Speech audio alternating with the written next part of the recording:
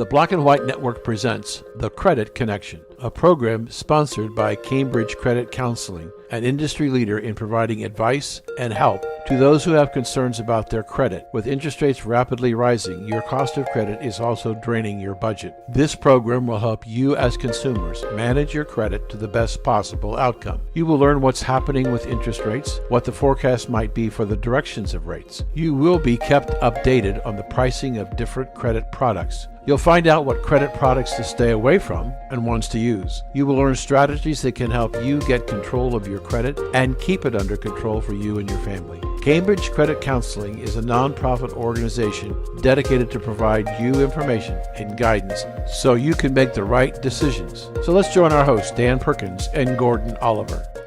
Welcome to the Credit Connection, and joining me today is our co-host, Gordon Oliver from Cambridge Credit Counseling. Welcome, sir. Hi, Dan. Thanks for having me as always. Important times, tough economy, tough understanding about many things that are going on in the world. So as we relate it to financial wellness, as you can see, I have my Mental Health Association shirt on. Direct correlation from financial wellness problems to mental health. So we continue trudging on to do everything we can to help people. I was speaking to Gordon before we went on the air about how convoluted the student loan situation is and how many times it's changed since the last time he and I spoke. We had the Supreme Court saying that Biden's initial $460 billion millions of students was unconstitutional. Then they brought out, after that was turned down, then they brought out this new plan, which and you can certainly help our audience, but also help me, is I read the proposed new plan. You have to make payments between 20 and 25 years, some form of payment on a consecutive basis before you can apply for forgiveness. So just tell us, first of all, what happened into the court, and then let's talk about, next we'll talk about the alternative. And as I said to you before, yesterday, an organization filed a suit against the Biden administration, claiming that the new program was about just as unconstitutional as the other one, and it now looks like it'll go to the Supreme Court. So, give us an update.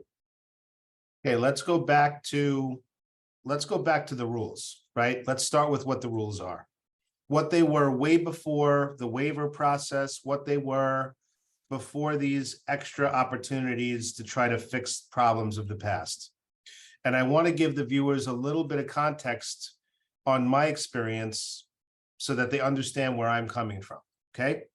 In 2014, as you know, we're credit counselors that help people with unsecured debt problems. And in 2014, after several years of consumers coming to us with financial difficulty paying their bills, one of the byproducts of that was student loans, whether they be federal or private. And today we're talking about the federal student loan issue, right? So these are federal loans we're talking about. So getting back to the Public Service Loan Forgiveness Program, for those that are listening, the acronym for that is PSLF, okay? So we don't commingle things.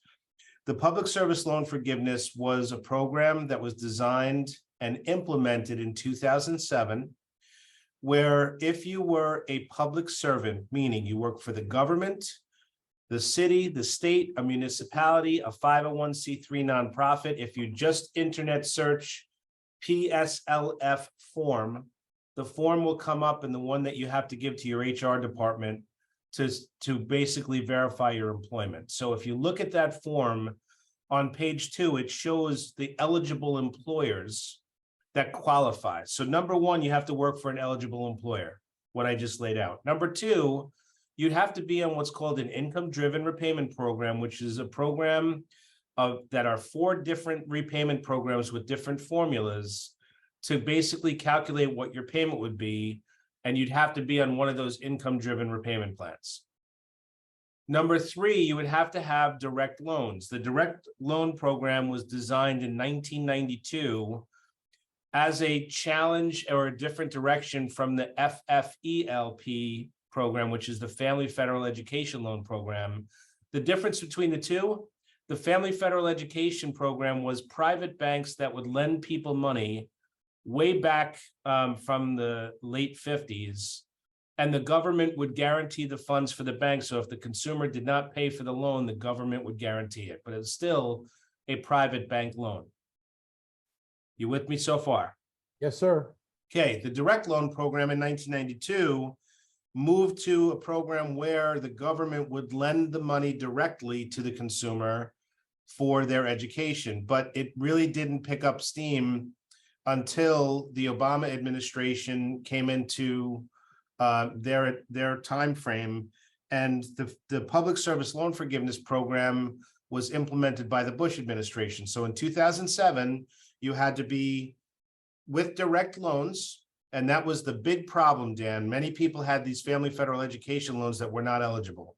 You had to be on an income-driven repayment plan, and then you had to make 120 eligible payments. So essentially in October of 2007, if all things were whole, in 2017 of October, you would make 120 payments and you would then apply to get your loans forgiven. Fast forward to that time frame, and when we got involved with some of the teachers associations and whatnot, people did not understand one of those things, and they either had Family Federal Education loans that weren't direct loans, say they weren't eligible, or they weren't on the right repayment program. So when we would go in to try to counsel people and help them fix it, they wouldn't get credit for anything up until that time frame. Once things were fixed, if the payment program was wrong and we fixed it, they basically started then payment one of the 120 needed. So people were in uproar. They thought they were getting their loans forgiven, and they didn't. So the fix to all of that,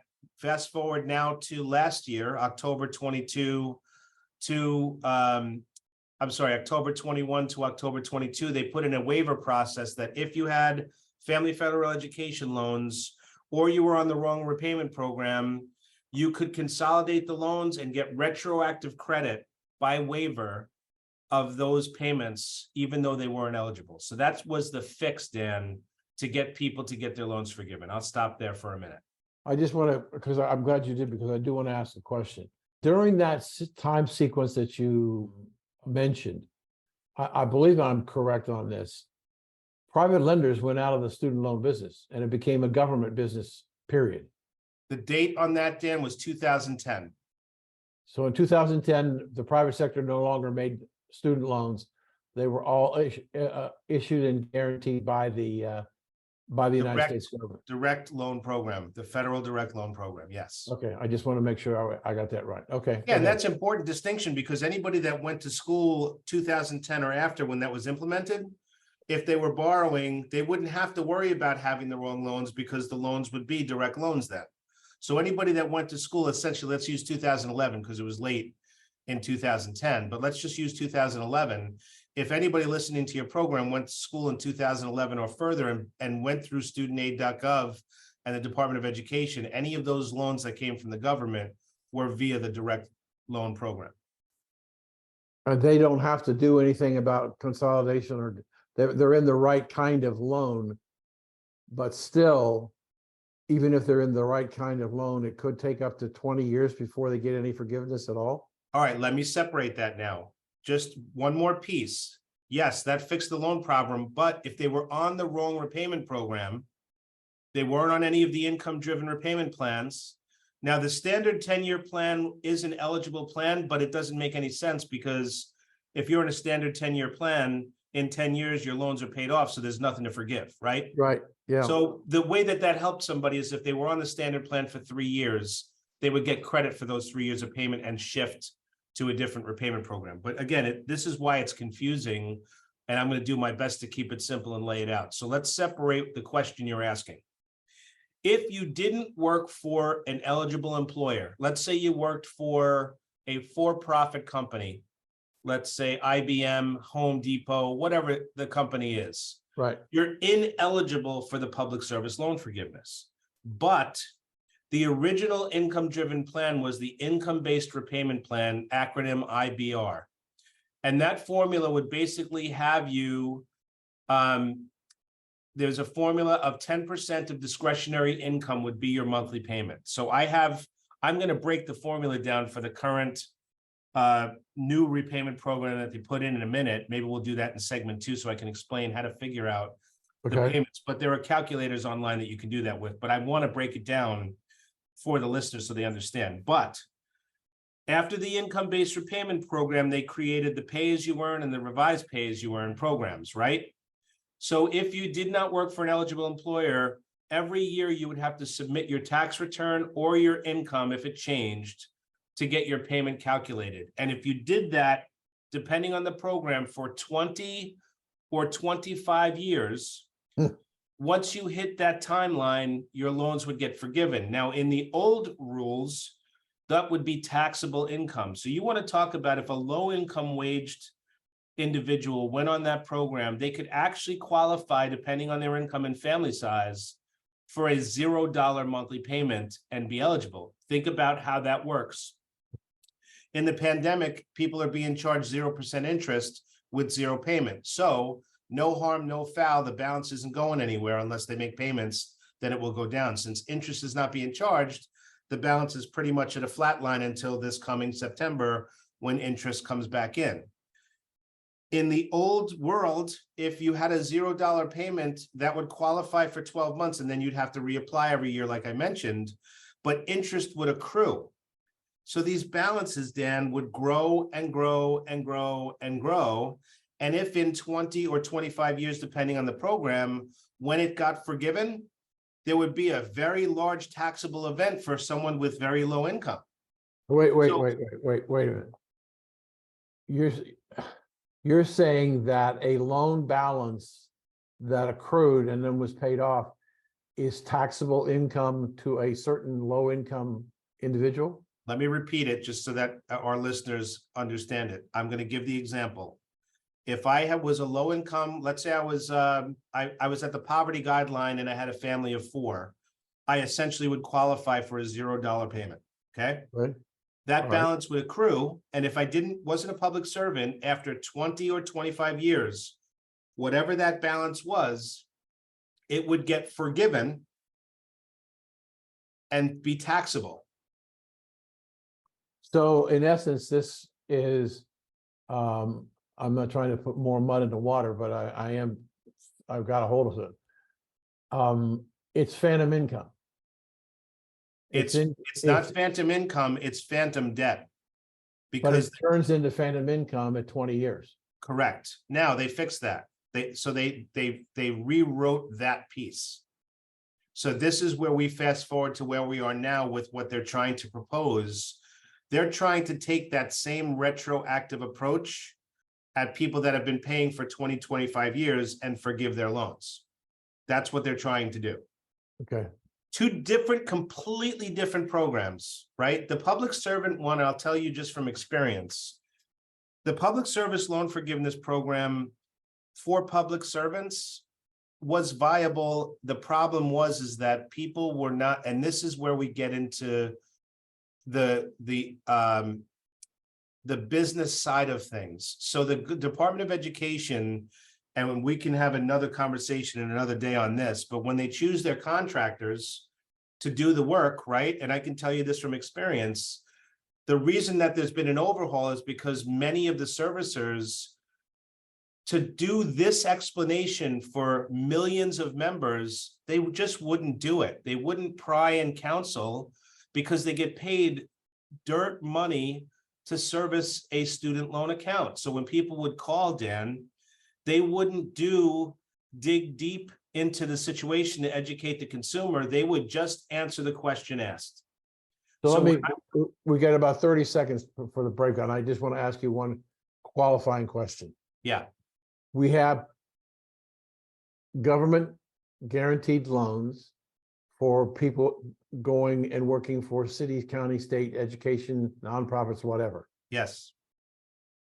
Compare the size of the market, and what I mean, how much money's been loaned for that, and then for the rest of us who are working in the private sector, which you just talked about. It's a difficult statistic, Dan, because people will shift careers, right? In an effort to get their loans forgiven. So it's not a fixed That's not a fixed number. Once people have become more aware of the program, people didn't even know it existed. The only reason that in like the public service loan forgiveness in the teacher realm is because their union would advocate for teacher loan forgiveness and public service loan forgiveness and actually try to do some work to fix it, where many nonprofits, so I go to some city town hall meetings and whatnot, and people don't even know that it exists as an employer. So it's a lot of lack of information that affects people. And that's why we try to bring awareness to it. And being on a forum like this is a great opportunity for that. So we're speaking with Gordon Oliver, Cambridge Credit Corporation, about student loans, and we're going to continue this discussion after the break. We'll be right back. Inflation for most people is causing them to use their credit cards to try and make up for income shortfalls. How big is this problem? In the second quarter of 2022, Americans added $46 billion to their credit card balances. Some of that could be you. The Federal Reserve Consumer Credit Report showed that the rate of interest on credit cards went from 14.56 to 16.65%. Those Americans struggling with credit card debt saw their delinquency rates escalate from 1.66% to 1.81%. The Cambridge Debt Consolidation Program may be able to help you reduce the interest rates by 2/3 and cut your time to pay off the debt from 30 years to as little as 5 years. If you're struggling and you want professional and objective help getting your credit house in order, then call 1-855-435-2066 or Welcome back to a fascinating conversation. And I'm glad it's him and it's not me, Gordon Oliver from Cambridge Credit Counseling Corporation. We're talking about the Supreme Court decision on student loans, and we're going to hopefully spend some time this segment talking about the new alternative proposal from the Biden administration, which is $39 billion and 800,000 students, which yesterday came under fire from organizations as being unconstitutional. So Gordon, keep us on the journey. I will do my best, sir. So let's talk about the 4 income-driven plans, because for people, this is no more valuable. And I think the next time I come on, we can do more work here because there's some deadlines coming up and people are trying to figure out how am I going to fit my student loan payment into my budget. If they're public servants, there's some important deadlines coming. So in this segment, I'm going to do my best to break it down. So there's 4 income-driven repayment plans. There's income contingent repayment. There's income-based repayment, IBR. There's PAYE, which is pay as you earn, PAYE, and revised pay as you earn, which is transitioning now to the SAVE plan, which is what your question was. I'm not going to spend too much time on income contingent ICR because that's for Parent Plus loans. Their formula is not very favorable when people are trying to get lower payments. It is an option, but it's certainly not one that most people choose unless they're trying to find a way to get eligibility for loan forgiveness. So the income-based repayment, and this is how it works, and I'll give one example in a minute once I explain the programs, but I'll give one example about how it works. Income-based repayment program, IBR, is basically available to all student loan borrowers. Partial financial hardship is required, which basically means, the math of your income and your family size versus what the formula is to have a lower possible payment than some of the other programs. So anyone that makes less than 150% of the poverty guideline would pay 0% or $0 a month rather on their payment and actually qualify and have it count. So if they go on the income-based repayment, anyone making less than 150% of the poverty guideline would pay 0. Anyone making more would pay 10% of discretionary income. And again, I'll break this down after I explain the programs. But typically what happens is on the public service loan forgiveness, the taxable amount that would be when you forgive that loan amount is actually waived, as I explained. And what they're trying to do in the newer way of things is for the people that aren't public servants, if they go on these programs, like I mentioned in the previous segment, it is taxable income. And I keep an eye on that all the time because it goes back and forth. And I'll be happy to update that when we talk again on the taxable side of things, because that's one of the things that's in flux.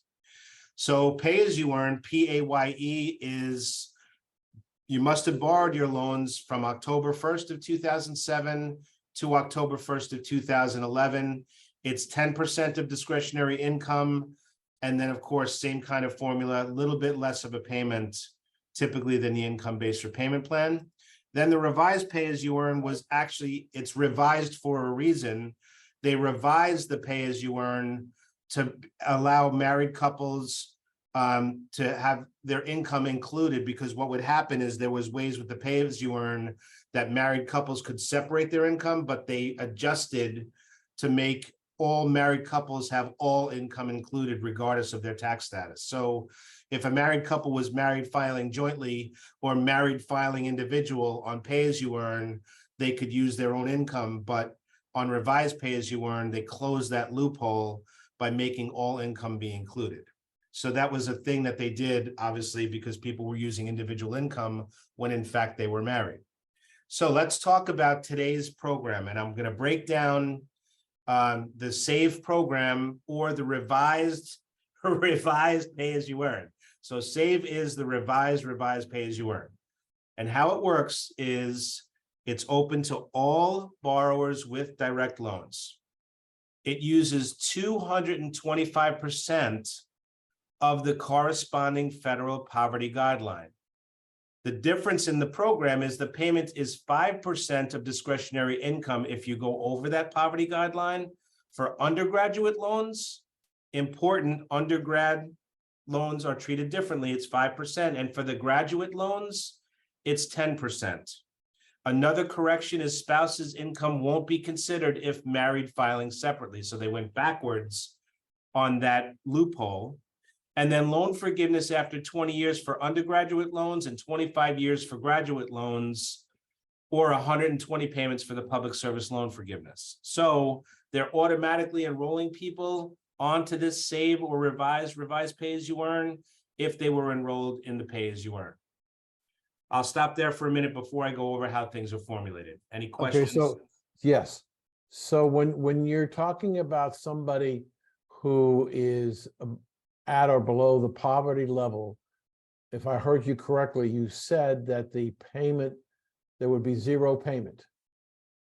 Correct. And if they continue to stay at or below the poverty level, they have no payment. And then at 20 years, the entire loan can be forgiven, but the aggregated amount of the principal borrowed plus the accumulated interest, depending upon the person's situation, can be waived for free or be treated as taxable income. Yep, and I'm going to be sure to update that on the next opportunity, because like it's convoluted, I'm explaining each payment program, finding out the qualifications of when it would be waived or if it will be waived is still in debate, right? So that's an update I'm going to be happy to give when I come on again. That's the one that's kind of a little wonky when it comes down to it. So let me ask one more question. Yeah. In all of the programs that you've just articulated, is the government making any loans today? Direct loans are the only loans in the federal space still. So they're still lending the money to people that are Parent Plus loans, and undergrad and graduate loans are still made available through the direct loan program. And it's a direct would the low income people that are at or below the poverty line that don't have to pay back, is that still in effect today? It's not that they don't have to pay it back. It's that if they go on a payment program, so again, to not convolute the two, if they're lower in poverty, most of the aid that they'll get will mean they're probably not taking out loans. Some people can go to school for free because they meet the guidelines to get that type of aid, right? So it all depends on when the person applies. See, this is where it gets really, again, a different conversation for a different day, but a high school student coming in to go to college is using the family's income for their measurement of whether they need aid or not. And typically the student will get aid in the form of a direct loan if their family has income that's, reasonable income. They'll get an aid package where they can borrow up to X amount of dollars through the direct loan program, and the rest falls on the family to fund the education, right? So depending on the income of the family at the time that the high school student is applying, they could legitimately get mostly aid to pay for school and then maybe a little bit of loan amount for them to pay for it. And that's all based on family size and income at the time of application. That's why in October, when the FAFSA is due, we can do a whole segment on the FAFSA process on what families need to do when their senior is now a senior in high school and they have a year to figure things out. We'll do a whole segment on that. But Okay. So the other thing I wanted to ask you is that the new program that the administration announced, yes, which is dramatically reduced $39 billion and 800,000 potential students, is any money being loaned on that program? so the program that they implemented is for people already in debt, not for the people that are applying to actually fund their education. So this is why it's going to directly impact the people that are already that are going through education and getting funded now, because they're going to need to know what options they have once this all gets sorted out. And for the people in school, a lot of them are in school deferment where they don't have to make payments yet. But if they're unsubsidized loans, interest accrues while they're in school on those loans. So the balance essentially grows while they're in school, where subsidized loans are actually the interest is covered by the government. And that usually is for lower income people. Okay. We got 4 minutes left. Yes, I'm gonna be as concise as I can be, right? So Okay. under the SAVE program, which is the revised pay as you earn, we're gonna use an example of an adjusted gross income is $65,000. Okay. So on the tax return, there's a line item, adjusted gross income. Let's say we're gonna use the number of 65,000. Okay. The federal poverty guideline for a family of four, we're going to consider this example as it's the family of four. The federal poverty guideline, and you can just internet search federal poverty guideline, and it lists the states in the poverty guideline. But again, there's calculators on studentaid.gov that you can just plug this in. But the poverty guideline for a family of four is $25,750. So 225% of that, which is the new guideline for the SAVE program, is $57,937. So if you subtract 57,937 from the 65,000, which is the adjusted gross income, the discretionary income is $7,063. If you take 5% of that discretionary income, that's $353.15. Divide that by 12 months in a year, the payment for that consumer, 65,000 adjusted gross income, family of four, the payment's $29.42 per month. So what does that mean, Dan? If this family of four makes 65,000 and they get on this payment program, essentially they're going backwards in the balance, because $29.42 per month is not going to cover the interest, and it's not based off the balance. That's the problem. It's not your traditional loan formula that would say, okay, based off the balance and this interest, this is your monthly payment and this is how many months it will be. The income-driven plans are tricky because they're only for 12 months and it's not related to the balance. It's related to adjusted gross income, family size, and the poverty line. So the payment essentially could make you go backwards in your loan balance because of interest. So that's where the danger lies for people. And that's why so many people got into debt on income-driven plans, because they didn't understand what the attachment or what the consequences were. So under the formula, is it possible? Probably is, but is for my gratification and for my audience, under the last loan that you just talked about. Yep. The payment schedule based on the formula does not meet typical banking standards as far as amortization of the outstanding loan balance. No, it does not. It has nothing to do with that. Is it possible that the loans will never get paid off by the borrower? Well, how about this? If the income of this family, same example, was $57,937, their payment would be zero for 12 months. And if that was the same formula next time when they reapply for it, it's zero again. So what does that mean? Interest is tacking on to the loan and the balance is growing. So this gets to your point where we started this conversation, is if after 20 or 25 years, a person's getting their loans forgiven because they're on a revised payment plan. That's a government subsidy that they're offering for people to get out of the debt. So it's a forgiveness of sorts. Mm. So eventually you can go belly up and the government will forgive the loan because you never could afford to make It's the not loan. even belly up. It's a program they're offering to mitigate it, right? So if you're a low income under the poverty line, you pay $0 for 20 or 25 years, the balance gets forgiven. Now, the taxable part and not taxable is still something that I'm going to update for you because that's an important piece to understand. Wow. Imagine a balance growing from 50,000 to 110, and then you getting a income tax bill and you're in the poverty guideline. It doesn't make any sense. Agreed. We're unfortunately, these are very complex subjects, but they're important. And as you pointed out, we're getting ready to have a new group of incoming freshmen are trying to figure out what they want to do. This is an important segment we can do in the fall. I'd love to go over it to help people just narrow down what to do. Okay, so if people have questions, how can they get a hold of you?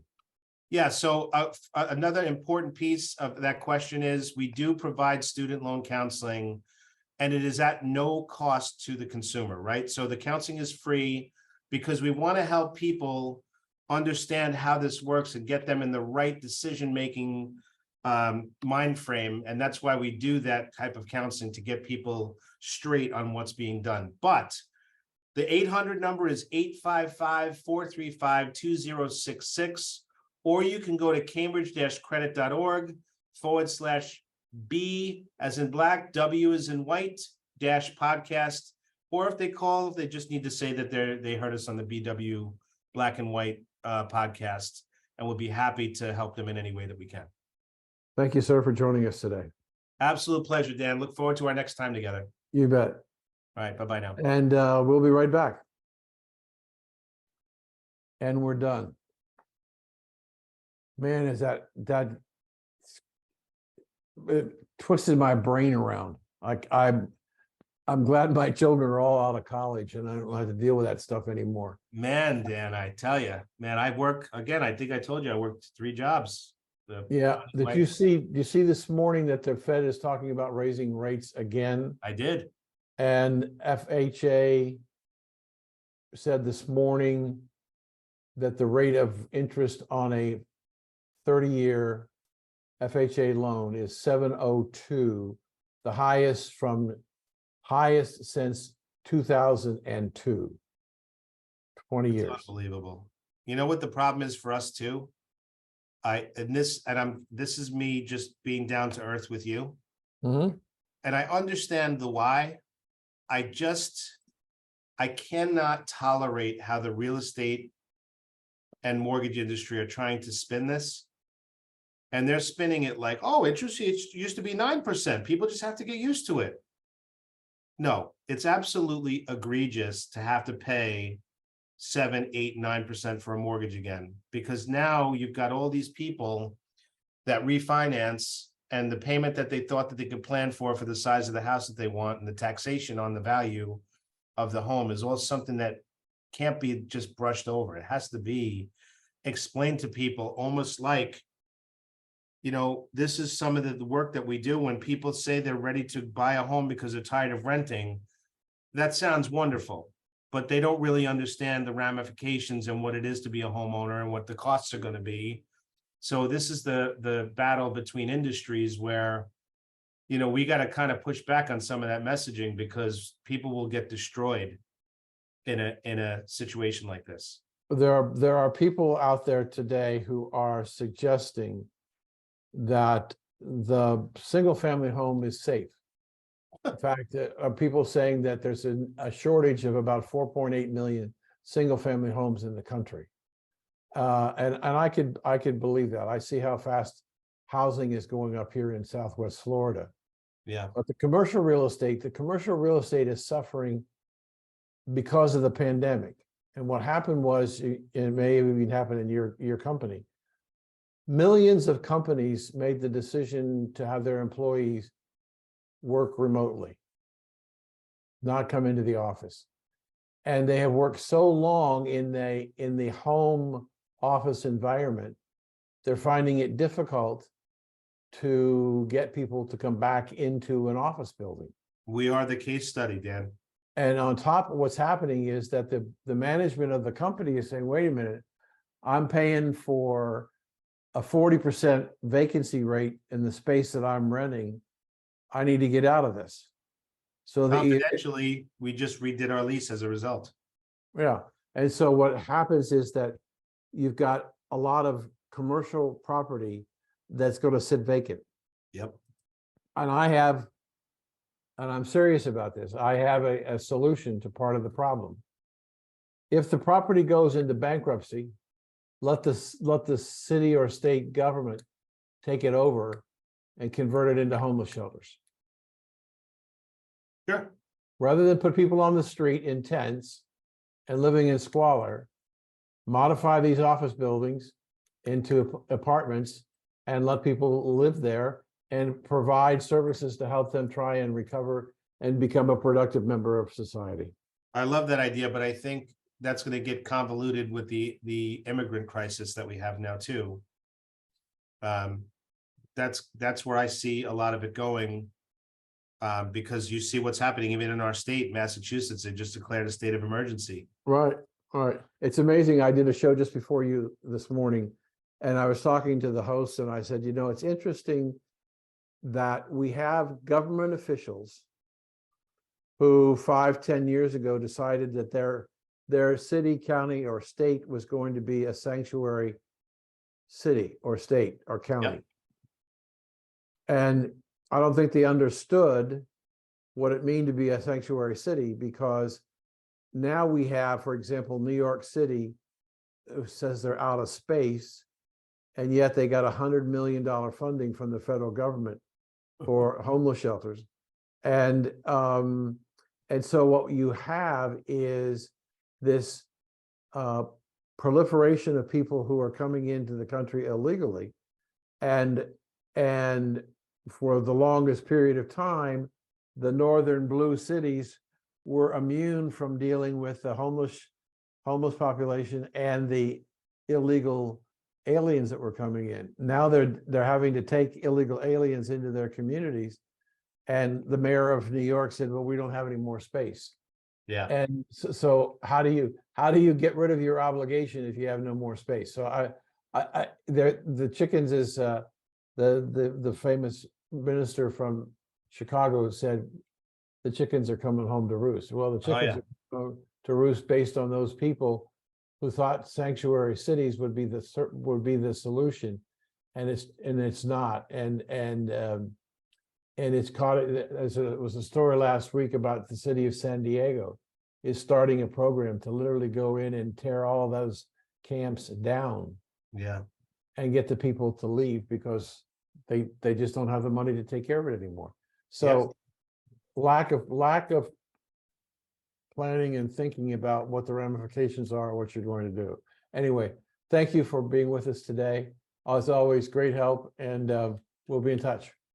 You got it, Dan. Just give me a little tickle on what you want to talk about next time, and I'll make sure I'm prepared. And I will also update the taxation side of that 20-25-year loan forgiveness. Okay. Thank you. Thank you, sir. Take care. Bye. Bye now. Thank you for joining us today, and we'd like to hear your comments or questions. So go to bwradionetwork.com. That's bwradionetwork.com, and give us your questions or comments. And thanks for joining us today.